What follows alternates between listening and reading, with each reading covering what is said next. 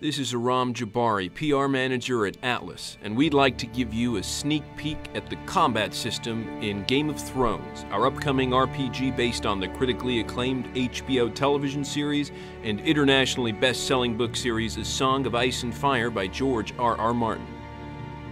Let's start by taking a look at the core of the game's combat engine, the active pause system. Game of Thrones is a fast-paced role-playing game where all combat, skill use, and item use happen in real time.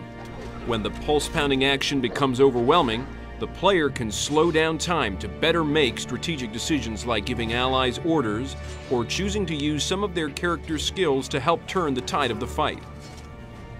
It's important to note that time can never be stopped outright, as it can in many other games. This serves to preserve the tension and urgency one would expect from fights in the Game of Thrones universe. As we mentioned, both of the main player characters, Mors Westford and Alistair Sarwyck, have unique individual classes with inherent distinct skills. Mors, a hardened warrior of the Night's Watch, can fight as a landed knight, a brutish hedge knight, or as a fierce magnar. Alistair, a red priest, can fight as an archer, a sellsword, or as a water dancer. These different classes will determine the weapons and armor that Mors and Alistair can use. A hedge knight may use cumbersome two-handed weapons and sweeping attacks, while a landed knight will fight best with a sword and shield combination. Both of these characters will also play differently. For example, Alistair is not quite as stout in battle as Mors is. When facing multiple enemies, Alistair will typically prefer to not stand and fight.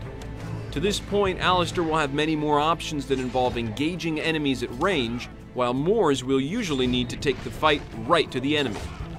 Perhaps you want to play as a water-dancing archer or an effective heavy-armored magnar?